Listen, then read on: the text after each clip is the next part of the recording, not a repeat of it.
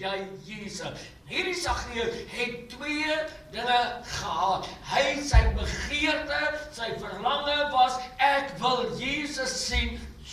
Hoor wat sê die woord, wie hy was. Met ander woorde, ek wil hom sien as meer as net die Jesus van wie ek gehoor het. Ek het gehoor hy doen wonderwerke. Ek het gehoor hy maak siekes gesond. Ek het gehoor hy raak die melaatse aan. Ek het gehoor hy doen hierdie, ek het gehoor hy doen daar. En weet jy, ons hoor baie keer van goed en ons hoor baie keer van mense en ons hoor baie keer, maar ons ken hulle nie persoonlik nie. En Saggeus was een van daardie mense wat nie Jesus persoonlik geken het nie. En weet jy, ons loop op die gesig van die aarde, maar ons ken Jesus nie persoonlik nie. Ken u Jesus persoonlik?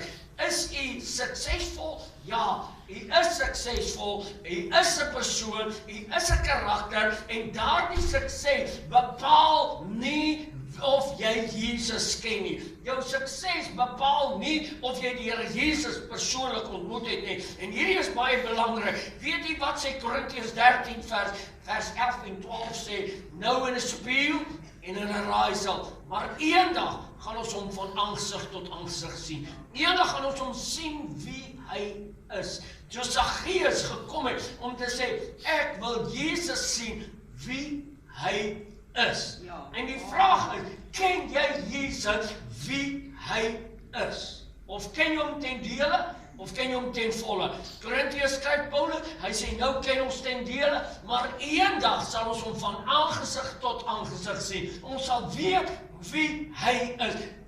Weet jy, Jesus maak dit moontlik vir jou en vir my om hom persoonlik te ontmoet. Om persoonlik met hom 'n verhouding te bou, om vandag te sê, maar ek ken Jesus wie hy is. Weet jy, wanneer ken jy Jesus? Wanneer hy homself aan jou openbaar.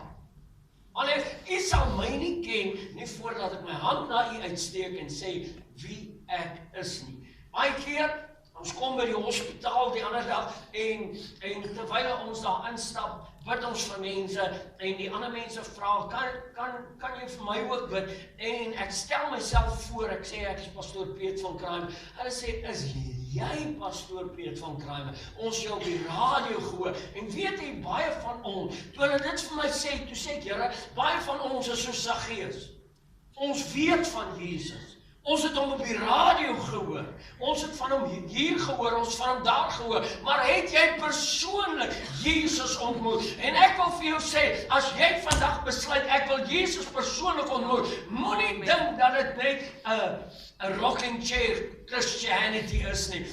Ek wil vir jou sê, die dag as jy besluit, jy wil die Here ontmoet, jy wil 'n persoonlike verhouding met die Here hê, gaan dit jou 'n prys kos. It's gonna cost you something if you make your decision and you say, I want to see Jesus as He is. I want